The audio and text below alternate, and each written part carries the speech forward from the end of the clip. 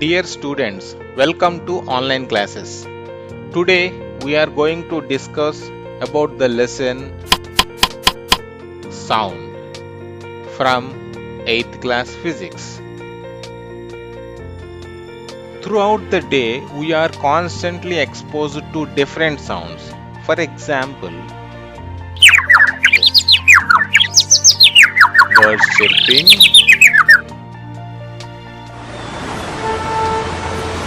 traffic jam,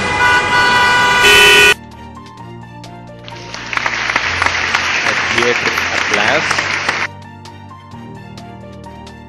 So sound is an unavoidable and integral part of our lives. Why? Because we can close our eyes, we can close our mouth, but we cannot close our ears at all. So hence it is an avoidable things part.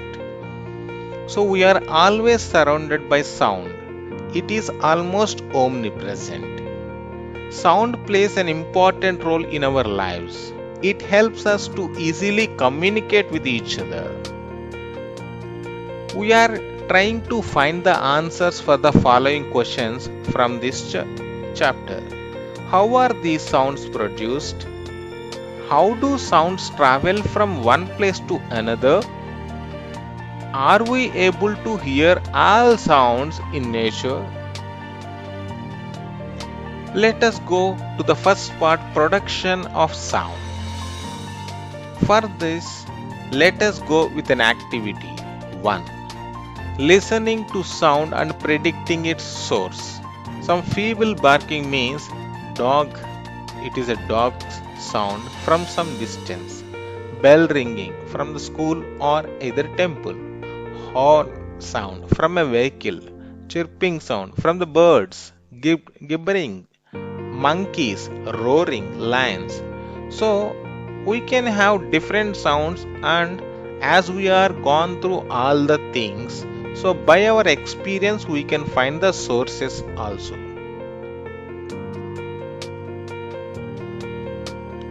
So identifying different types of sounds is a part of activity 2.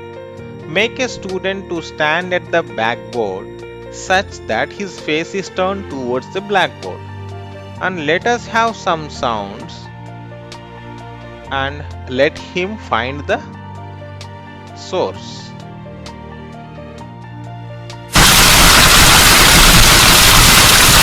And it is the sound of gala gala. These are produced by dropping some stones. And this is the sound of whistle. So it can be produced by air blow through the mouth. This is the sound of paka paka, and when a child laughs, it can be produced. It is daba daba, and it is a door knock. Taka taka. So it is a tap on the ground with the shoe or chappal.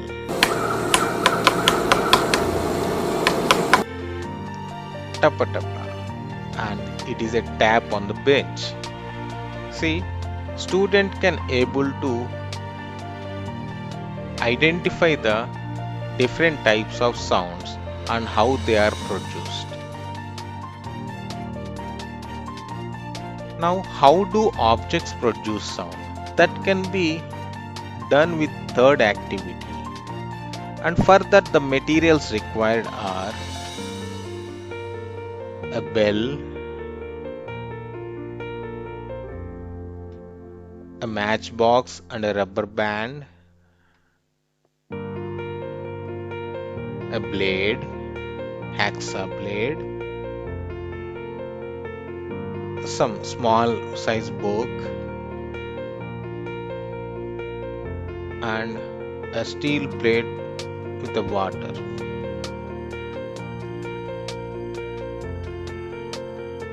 Now first take the bell, ring the bell by touching the surface, and ring the bell without touching the surface. So, do you find any difference in the sound? Yes, definitely we found. And when you ring the bell without touching, you will hear some sharp and ringing sound. And take the empty matchbox, put the rubber band like shown in the figure and try to stretch the rubber band and release it. You can hear some sound. Then take the notebook and blow, keep as shown in the figure and blow air. There you will hear some different sound. And take the hacksaw blade on the table and place a brick on it and try to vibrate it by applying some force. Then you can find some different sound. And pour water into the steel plate and tap with a spoon, and you will find some different sound. You must have noticed that objects vibrate while they are producing sound. You can feel these vibrations if you touch the objects, even in the case of bell also. We are able to observe the vibrations of the plate and papers of the book. We have also observed vibrations of the hacksaw blade. Thus, we can conclude that a vibrating body produces sound.